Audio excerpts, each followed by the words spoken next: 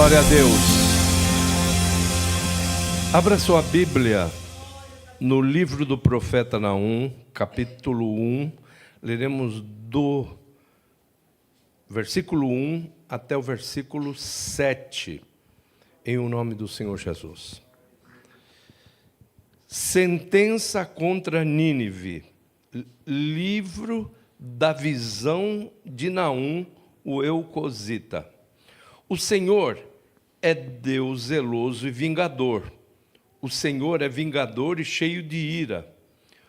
O Senhor toma vingança contra os seus adversários e reserva indignação para os seus inimigos. O Senhor é tardio em irar-se, mas grande em poder e jamais inocenta o culpado. O Senhor tem o seu caminho na tormenta e na tempestade, e as nuvens são o pó dos seus pés. Ele repreende o mar e o faz secar,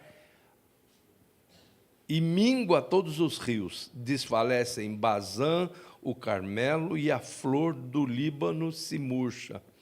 Os montes tremem perante ele, os outeiros se derretem, e a terra se levanta diante dele. Sim, o mundo e todos os que nele habitam.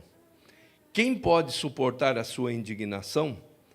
E quem subsistirá diante do furor da sua ira?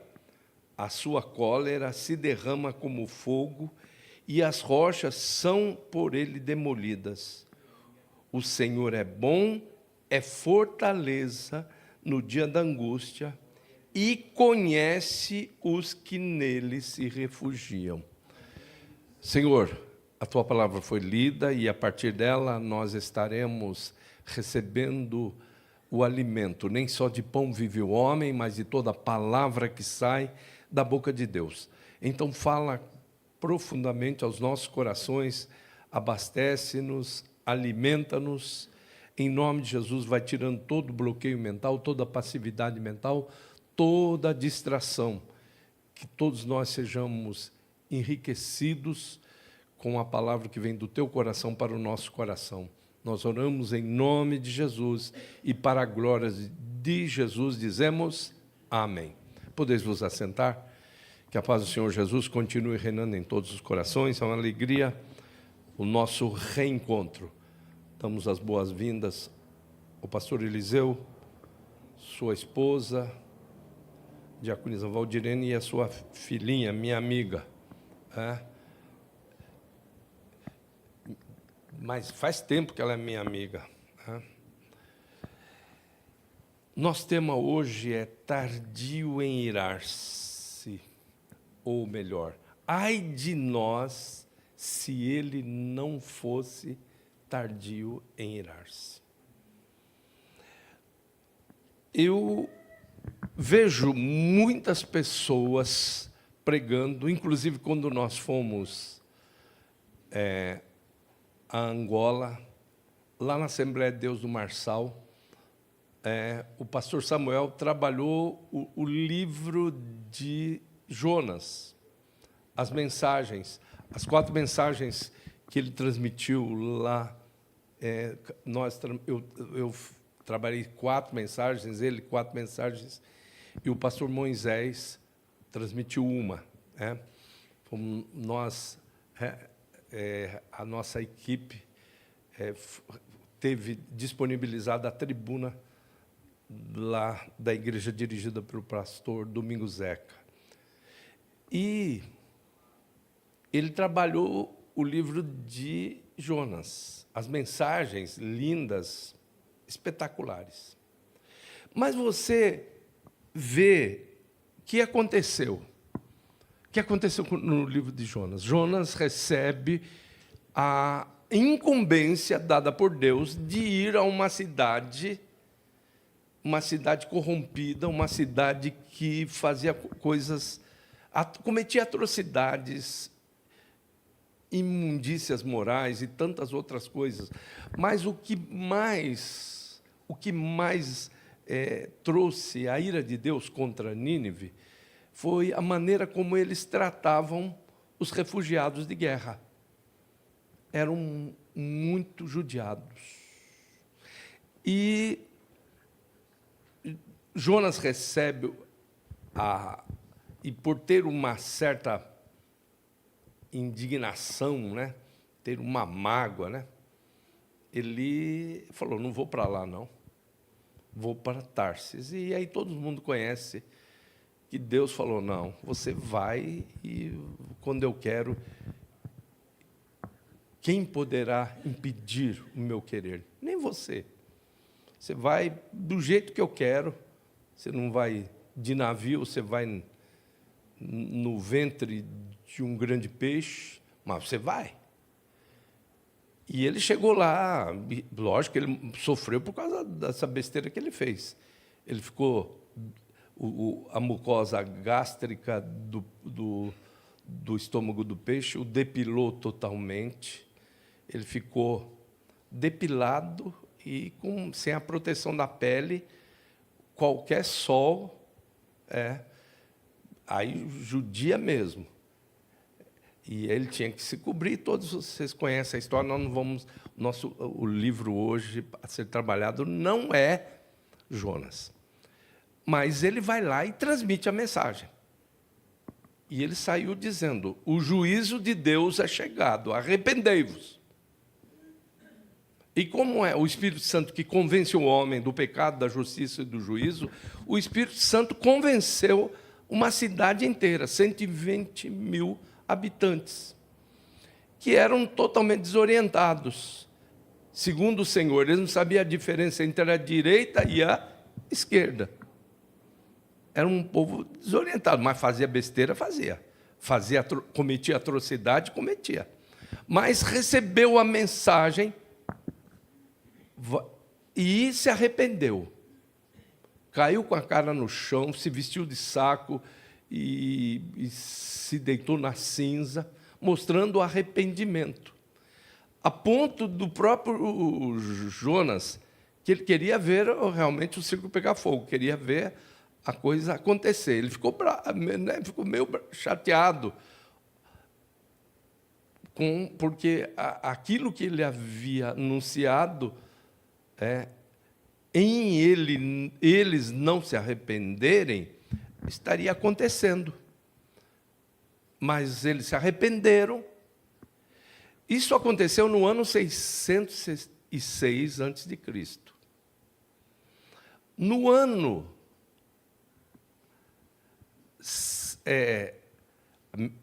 no ano 760 a.C. No ano 606, ou seja, 154 anos depois, você falou, espera aqui, quanta esquisita é essa? Estou falando AC, não estou falando DC. AC é decrescente e DC é crescente, certo? DC é depois de Cristo, AC é antes de Cristo. Então, do ano 760 ao 606, em 606 foi o tempo de atuação de outro profeta, o profeta Naum. 154 anos depois, Deus falou, agora vai destruir mesmo. Quanto tempo tem de graça de Deus para uma cidade?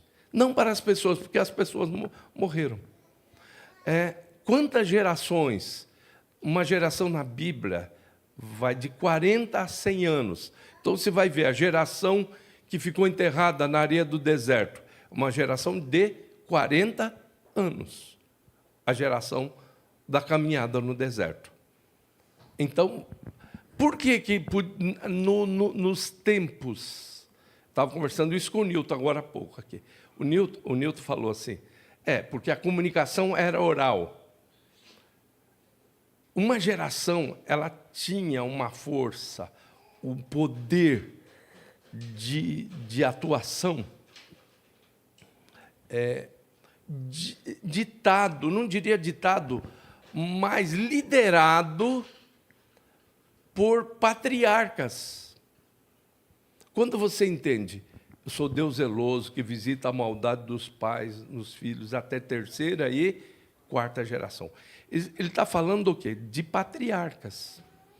A gente vai na África e a gente ainda vê um pouco disso. Aqueles patriarcas que ainda têm a sua influência em filhos, netos, tataranetos e alguma coisa a mais, pentanetos, sei lá como é que chama isso. Mas tem isso. No Oriente, principalmente na parte de origem semítica, isso acontece.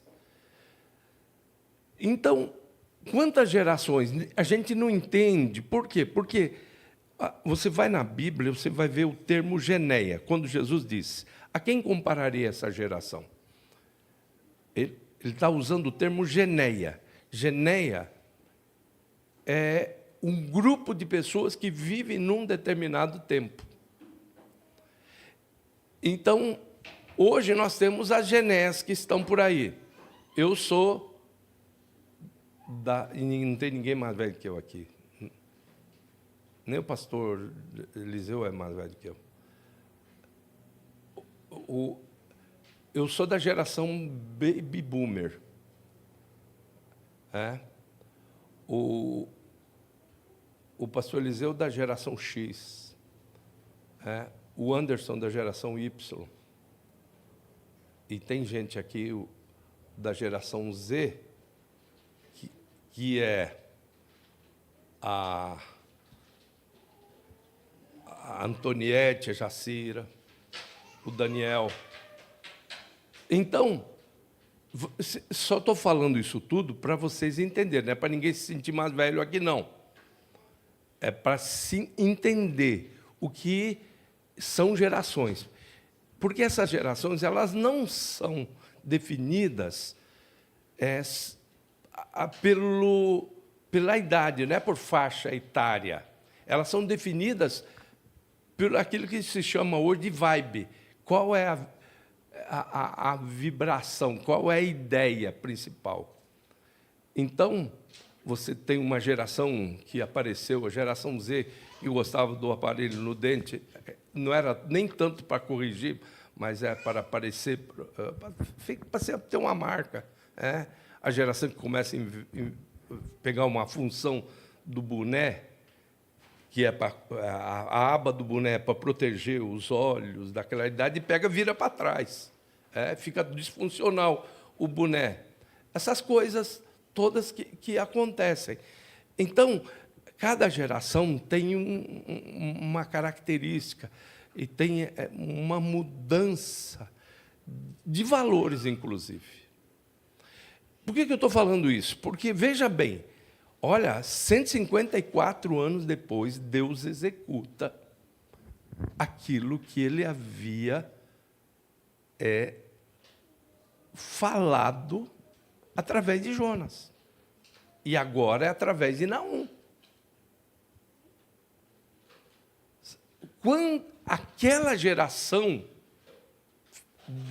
que ouviu, que se rendeu à soberania de Deus em Nínive, a ponto de Deus não destruir a cidade, essa geração ela foi predominante durante algum tempo.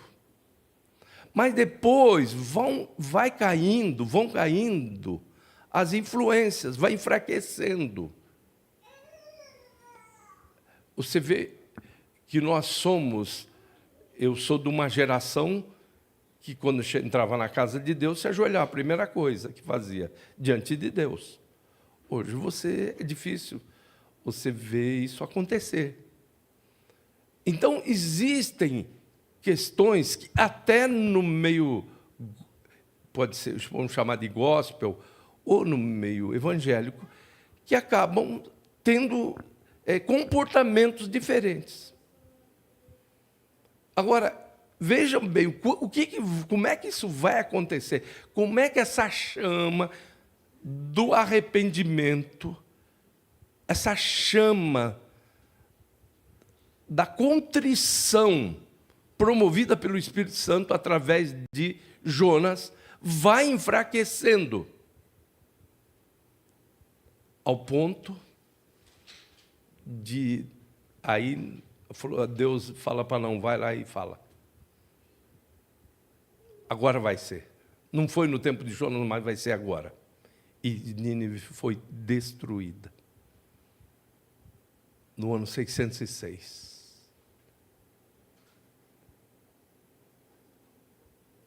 Minto. No ano 606, exatamente. 790 foi Jonas. E 606, Naum. 154 anos depois. Quantas gerações, sociologicamente, poderiam ser explicadas se houvessem sociólogos com essa mentalidade que nós temos hoje, com esses critérios que nós temos hoje? Poderiam dividir um tempo da calça boca de sino. Usou, né, pastor? Boca de sino. Eu casei com a calça boca de sino. 75. Isso são apenas aspectos exteriores de uma questão que está por dentro da pessoa. A boca fala do que o coração está cheio. O exterior é uma demonstração do que há no interior das pessoas. E aí você vê. A gente chegou no tempo da Guerra dos Farrapos. Hoje nós estamos, né? Existe tanto esmero para fazer uma calça jeans, e eles dizem, não, inteira desse jeito não presta. Tem que andar toda cortada, toda cheia de buraco. E aí? E o que isso pode fazer nos valores morais? E o que isso pode fazer dentro das ações comportamentais? É tão forte isso que nós não estamos vendo. Eu estou utilizando o que aconteceu com Nínive e para mostrar o que vai acontecer com essa geração. Deus está falando, Deus está avisando. E Jesus diz que essa geração vai ser realmente assim, confrontada, sabe? Tem gente que vai ressuscitar daquela primeira geração de Nínive e vai apontar os defeitos. O que vocês têm hoje? Vocês têm tanta tecnologia. Jesus diz que o povo de Nínive vai se levantar. Ele diz que a rainha de Sabá vai se levantar para dizer, olha, vocês tiveram condições muito melhores do que as nossas, do nosso tempo. E não foram fiéis a Deus.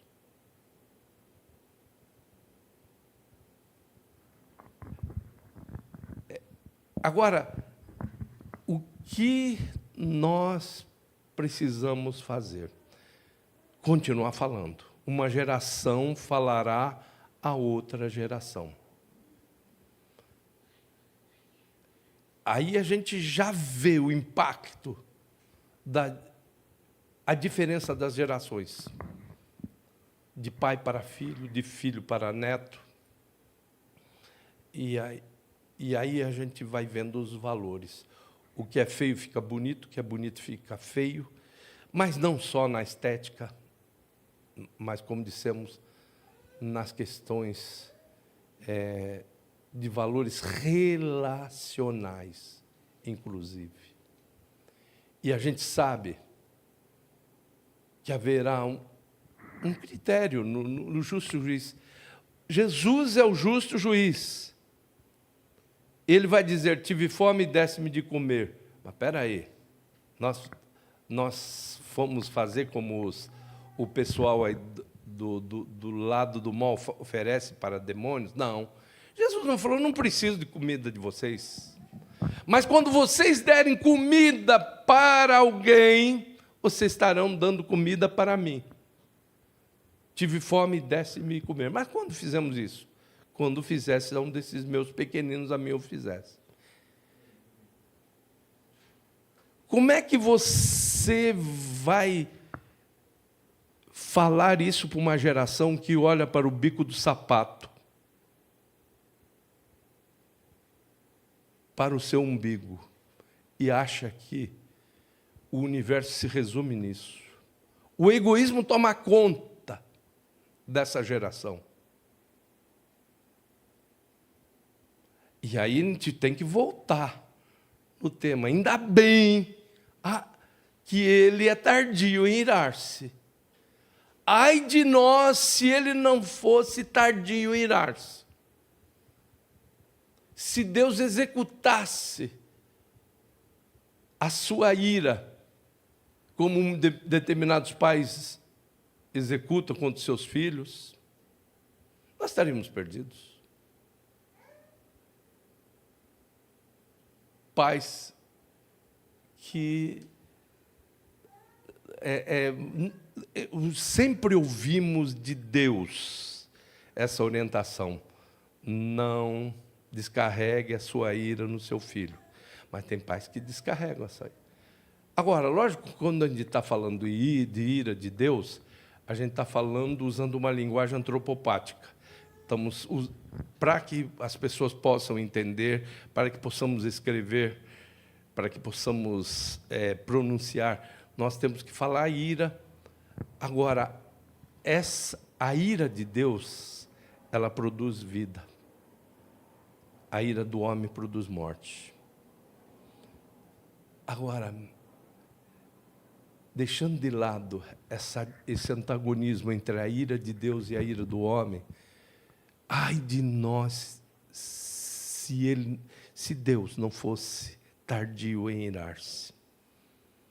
E quantos de nós, quantos anos Deus está esperando para você tomar uma decisão, querido? Há quantos anos?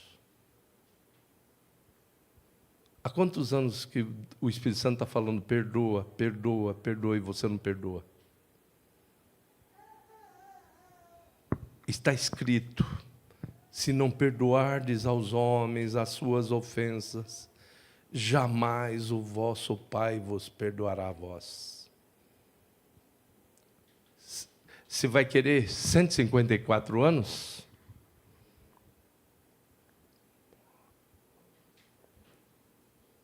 É aquilo que está sendo trabalhado de uma maneira equivocada no meio evangélico, a questão da graça.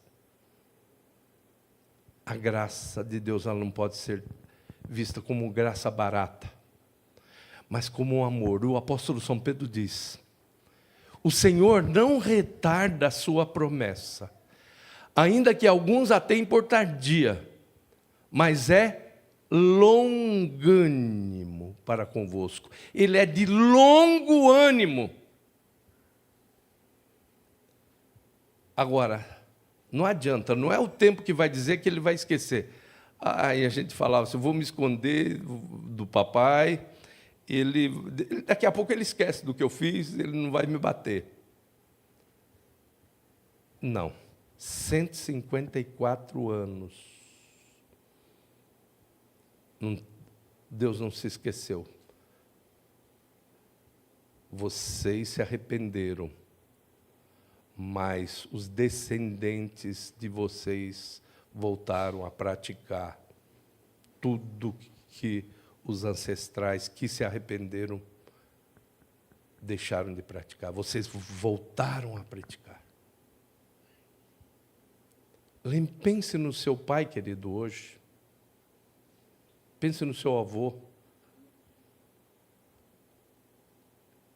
Hoje, principalmente hoje e amanhã, as mães,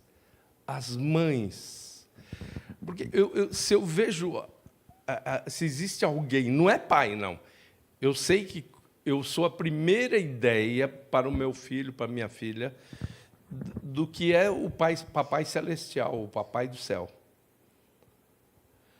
Mas eu não sou assim, eu não passo aquela expressão de amor, dessa longanimidade. Mãe, sim. E a gente, quando vai fazer uma capelania prisional, aí chega lá, vai entrevistar as mãezinhas, elas falam assim, vai visitar quem? O filho. E como é que é seu filho? Ele é bom demais. Tadinho, ele está aí porque tem alguma coisa errada no processo dele. Mãe é a primeira, uma amostra, ainda que seja distante, mas é uma amostra do que é essa questão de ser tardio e irar-se, de ser longânimo. Agora, lembremos-nos de Nínive. Deus é longânimo, mas Ele não tem amnésia.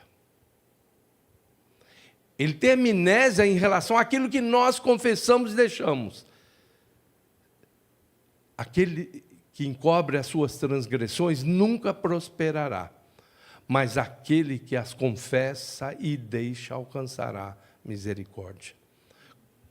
Coletivamente, houve uma confissão, houve uma contrição, mas voltaram a praticar. Por isso, Nínive foi destruída. Amém? Vamos ficar em pé, vamos cantar?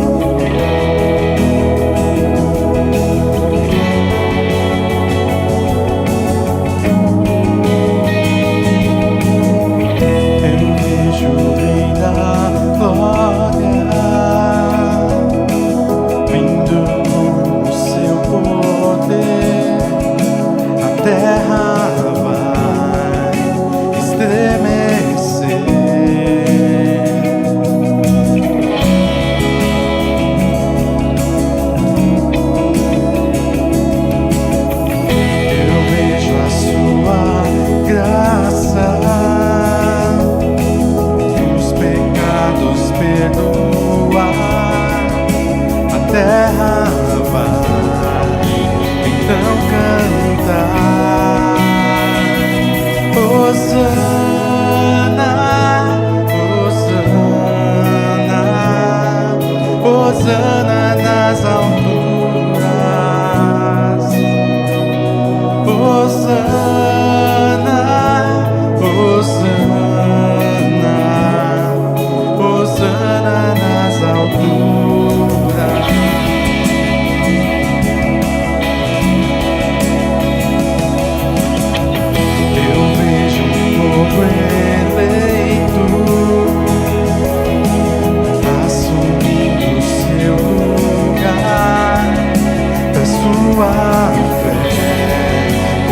compartilhar. Eu vejo avivamento quando o teu povo orar e te buscar,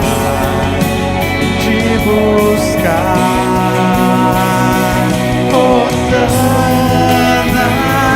Hosana, Hosana nas alturas. Hosana, Hosana, Hosana nas alturas.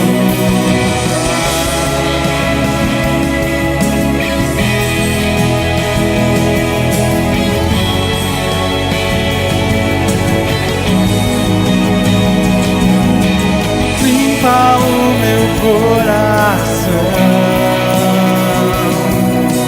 abre os meus olhos para que eu possa ver com o amor que tens por mim. Te amo.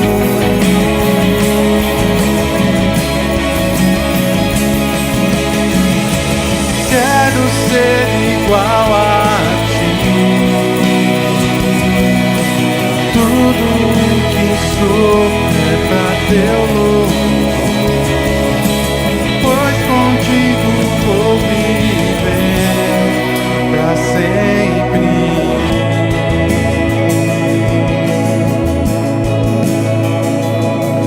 Hosana, Hosana, Hosana nas alturas. Hosana, Hosana, Hosana nas alturas. Hosana, Hosana, Hosana nas alturas. Hosana, Hosana, Hosana nas alturas. Hosana nas alturas. Hosana nas alturas.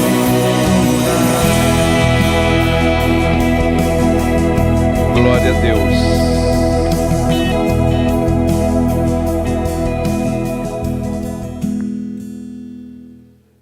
O Senhor não retarda a sua promessa, ainda que alguns a tenham por tardia, mas é longânimo para convosco, não querendo que alguns se percam, senão que todos venham ao pleno conhecimento da verdade.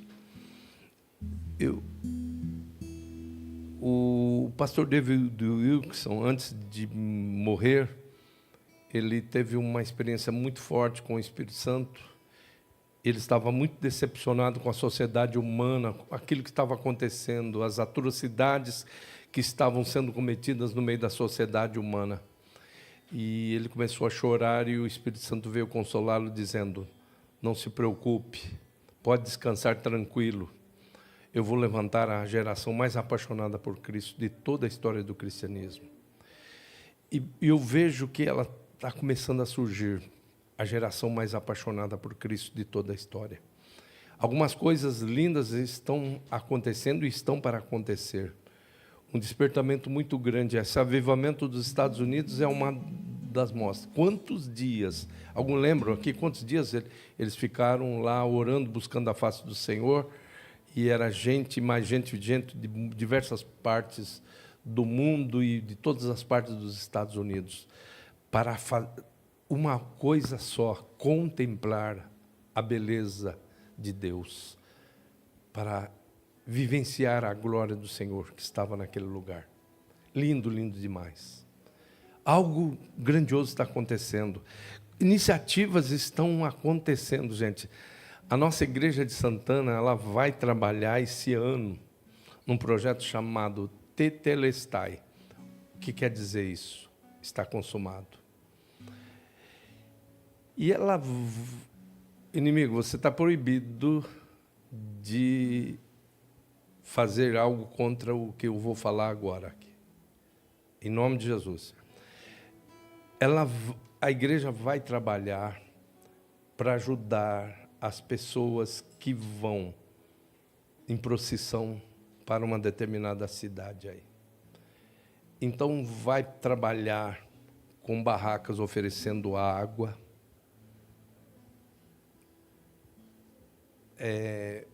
e alguma coisa que as pessoas, básicas que as pessoas possam precisar. Mas na barraca vai estar escrito Tetelestai. Está consumado. A pessoa passa na primeira, talvez ela não pergunte, na segunda ela vai perguntar: o que é isso? Isso é o seguinte, é isso que Jesus falou lá na cruz. Está consumado. A sua dívida está paga. Ele pagou lá na cruz do Calvário.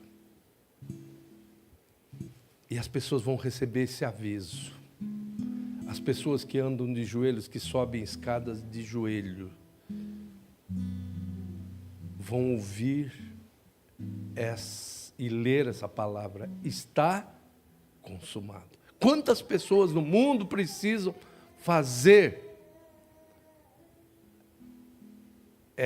um dos filmes mais assistidos do cinema nacional foi O Pagador de Promessas.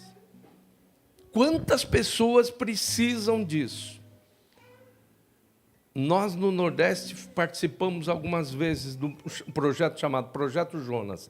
Num dia, num só momento, toda a cidade alcançada por esse projeto receberia a ação de pastores, missionários, pregadores da palavra de Deus, aviões soltando panfletagem, os canais de televisão anunciando tudo ao mesmo tempo, todas as rádios recebendo essa mensagem de Jonas: arrependei-vos, é chegado o reino de Deus, o juízo de Deus. Arrependei-vos, é chegado o juízo de Deus. Então, coisas lindas estão acontecendo. Agora, Deus lembra a essa geração: lembrai-vos de Nínive. Lembrai-vos de Nínive. Nínive agraciada e a Nínive sentenciada, a mesma Nínive. 154 anos depois, ela foi sentenciada. Vamos orar, que você faça um propósito com Deus, de permanecer firme, ser fiel até a morte, e dar-te a coroa da vida. Não são novos valores que são difundidos pela abutre-mania midiática, não são ideias que estão sendo lançadas que poderão mudar a sua fidelidade, alterar a sua fidelidade junto a Deus. Ser fiel até a morte e dar-te a coroa da vida. Senhor, a Tua palavra foi exposta e a Tua palavra nunca volta vazia, mas ela faz o que o Senhor deseja, faz o que agrada ao Senhor.